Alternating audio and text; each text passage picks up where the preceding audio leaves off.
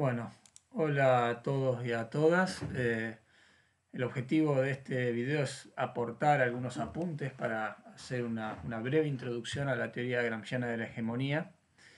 En primer lugar, bueno, vamos a contextualizar, hay que señalar que Gramsci fue un marxista italiano que nació en 1891, fue militante socialista en su juventud y luego se convirtió en uno de los fundadores del Partido Comunista Italiano. Él fue diputado por el Partido Comunista y luego se convirtió en el 1926 en su secretario general.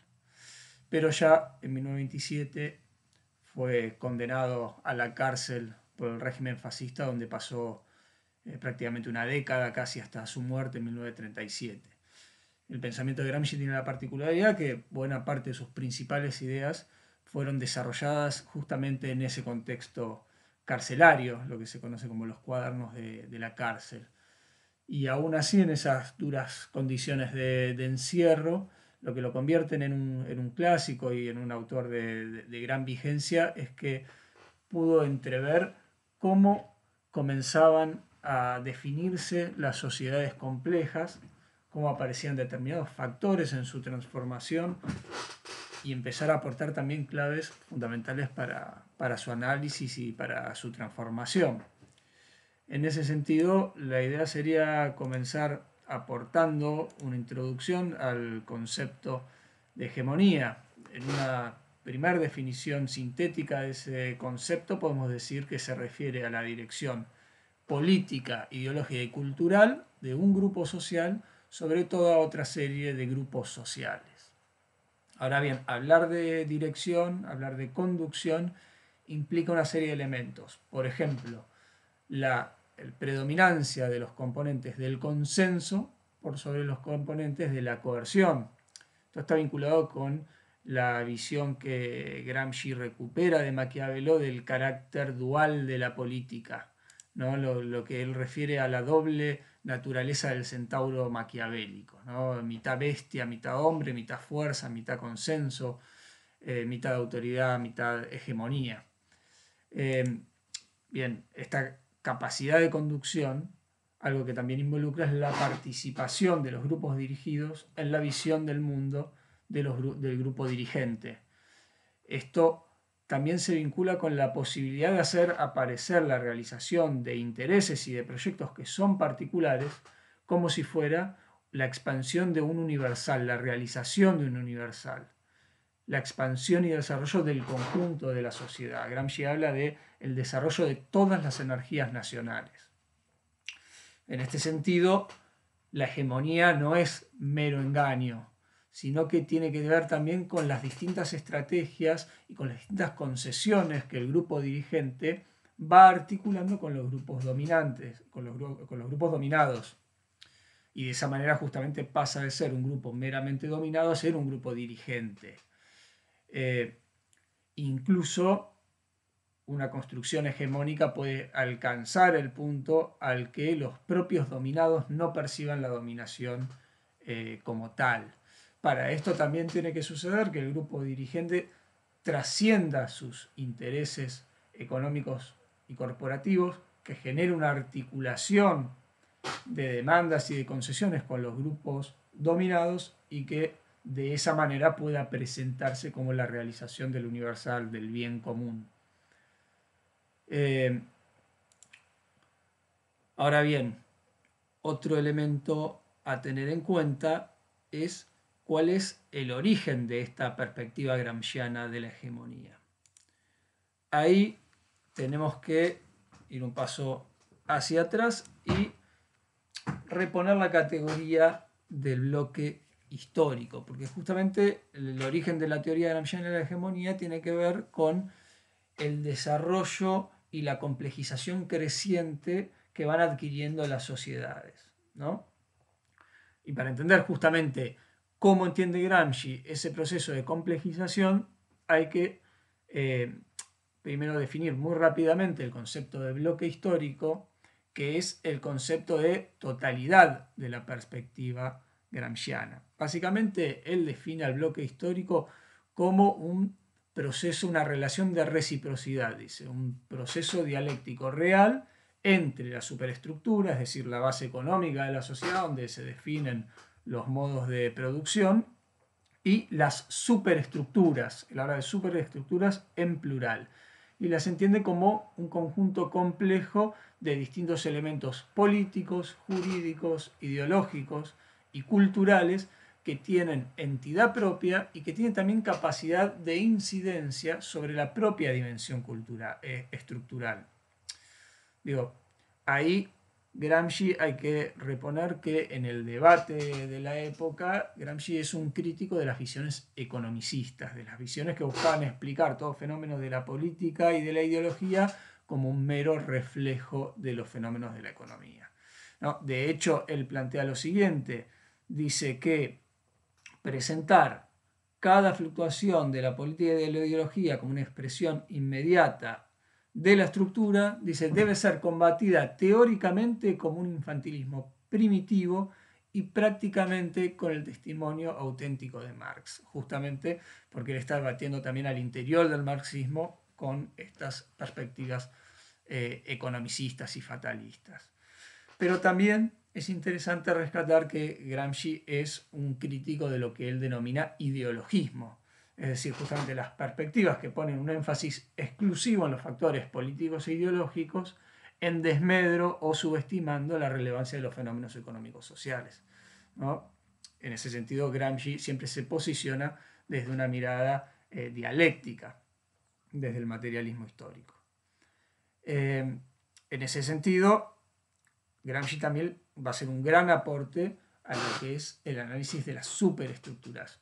Y él lo va a mencionar en plural, a diferencia de Marx, que habla de superestructura, él va a hablar en plural porque justamente uno de sus aportes va a ser distinguir dos planos de las superestructuras. Por un lado, lo que él llama la sociedad civil, que la va a definir como un conjunto de organismos, dice vulgarmente, llamados privados.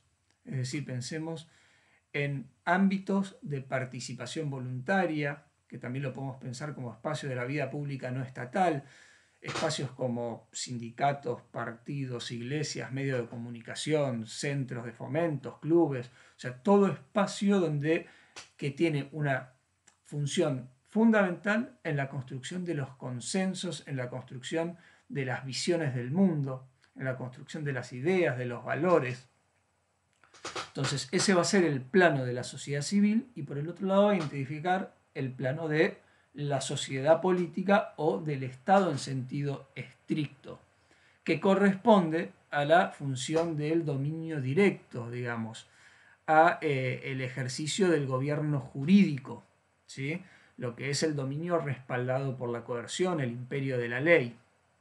Bien, entonces esos van a ser los dos planos que lo va a distinguir en las superestructuras y la relevancia que tiene esto es que justamente Gramsci va a avanzar a pensar distintos tipos de sociedades según la relación que tiene el desarrollo tanto de la sociedad política como de la sociedad civil. Y al mismo tiempo va a pensar distintas estrategias políticas para el análisis de cada uno de estos tipos de sociedades. En ese sentido, Gramsci va a plantear, estamos hablando como tipos de ideales de sociedades, ¿no? Él va a plantear estos dos tipos de sociedades. Una la llama Oriente, dice que en Oriente la sociedad política, el Estado era todo. Y la sociedad civil, por el contrario, dice era primitiva y gelatinosa. A diferencia de Oriente, en Occidente, que serían ya las sociedades más complejas, entre el Estado y la sociedad civil había una relación justa. Y señala Gramsci, dice, bajo el temblor del Estado se evidenciaba una robusta estructura de la sociedad civil. O sea que el Estado era la trinchera más avanzada, pero detrás de la cual existía toda una cadena de fortalezas y de casamatas, de fortificaciones defensivas son las casamatas. Ahora bien, ¿qué implica esta diferencia? Que partimos de un tipo de sociedad donde, que la que llama Oriente, el Estado está fuertemente desarrollado, no así la sociedad civil. En cambio, en Occidente ya hay una relación que se equipara más entre el desarrollo de la sociedad política y de la sociedad civil. Y ahora, ¿por qué él vincula distintas estrategias políticas? Pensamos obviamente que Gramsci está trabajando y está...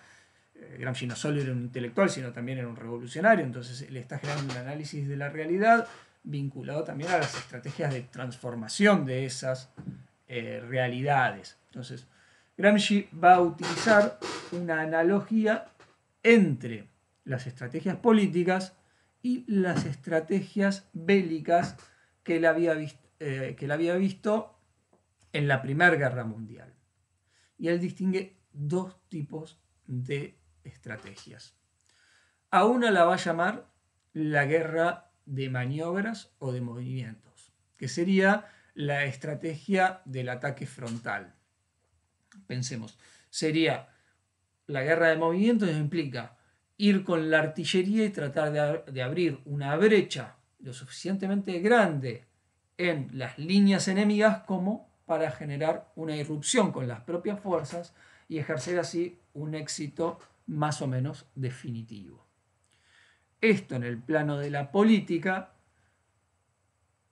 significa lo siguiente: Gramsci está pensando en sociedades donde el Estado y sus fuerzas sus fuerzas militares, jurídicas, donde el aparato estatal concentra buena parte de la vida política de esa sociedad, ¿sí? La destrucción de ese Estado y la derrota de sus fuerzas militares generaban un éxito casi concluyente del proceso revolucionario. Él está pensando en este caso en la Rusia zarista y en la revolución bolchevique, como esa estrategia del asalto al poder de los bolcheviques, de la destrucción de las instituciones zaristas y de la derrota de sus fuerzas militares, por supuesto en un contexto que era el de la Primera Guerra Mundial, había generado la posibilidad de éxito de esta guerra de maniobras en términos de la estrategia política.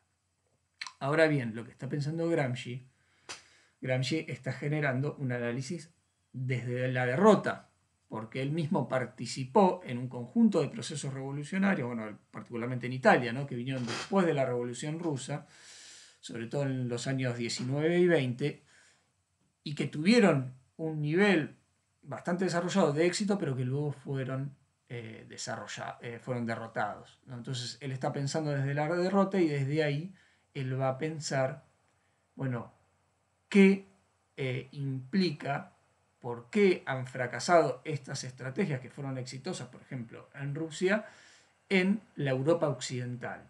Y él ahí es justamente donde visualiza que detrás de esos estados que había en la Europa occidental había un fuerte desarrollo de la sociedad civil que tenía la capacidad de reconstrucción del propio sistema de dominación. Entonces, él va a pensar la estrategia política para Occidente en términos de la guerra de posiciones. ¿Qué es la guerra de posiciones?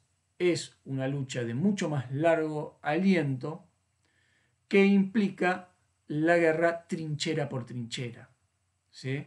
Y que involucra no solo las trincheras, sino el sistema organizativo, industrial y las fuentes de reabastecimiento que tenemos que pensar en el plano de la política estarían implicados no solo el Estado, la economía, sino justamente todos los ámbitos de la sociedad civil donde se construyen los consensos. ¿Sí? Pensemos que Gramsci está planteando que detrás de la caída de un Estado o de una tremenda crisis económica que parezca un colapso, eso no garantizaba la caída de esa sociedad, sino que podía ejercerse desde la sociedad civil la propia reconstrucción del sistema de dominación.